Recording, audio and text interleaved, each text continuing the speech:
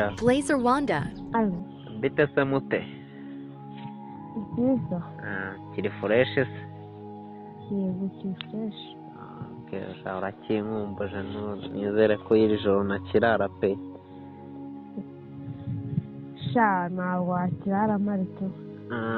Ako muri iyi minsi nawe uri guhindagura cyane. Ubusubi igiciro kigeze ko rangaye. Tukizi si bitatu. Baba we. Wapi nta bya bitatu katura rwose. Hagati y'ibyo ngibyo nizere yuko na deso zanjye za Prudence ubushize wasigaranye turaziheraho.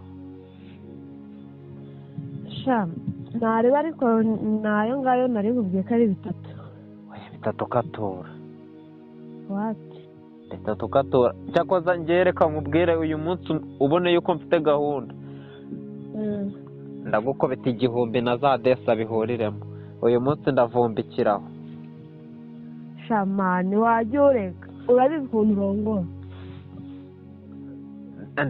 Ndabizi muri iyi minsi ibuye ryanciye umugongo. Ubu se ubu ndakora nk'agasaha kamwe.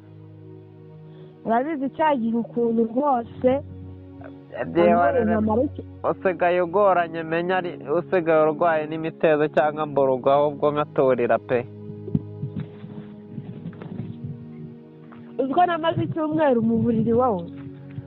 Icyumweru nyine nkaturira ndumva uyu munsi nari bukirare kuko nahita mpfa. Ni bitatu mani.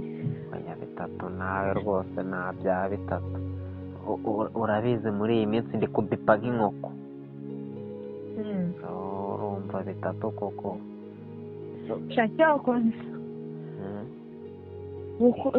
Wenda uramuga 500.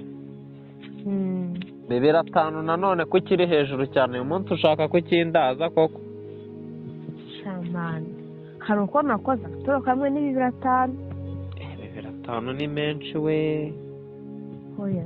Ni menshi cyane rwose aho harimo inda ebyiri zakotse amenyo. Kandi wumve izo ndaya nyine. Ako ndeba izo ndaya nawe. Ega nanjye niyo mpamvu managwisemo nkavuga ngo ndaguha icyabiri. Se wowe. Na koko nkaturira koko. Nagukuriye sengisereza ni 500. Nayandi najyaho. Najya kambitekerezaho ndakubwira. Blazer Wanda.